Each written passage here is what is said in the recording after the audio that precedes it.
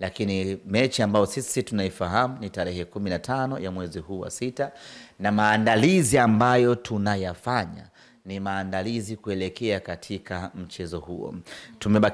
Tumebakiwa na michezo mitatu dhidi ya Mtani tarehe 15, mchezo dhidi ya Ken Gold na mchezo wa mwisho dhidi ya Kagera Sugar.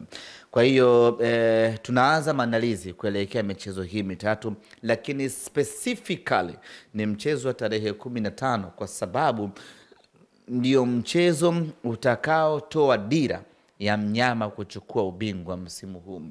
Tukipata ushindi katika mchezo huo, ni dhahiri shahiri ya kwamba tutakuwa tumejiwekea 80% ubingwa wa ligi kuu kuja Msimbazi.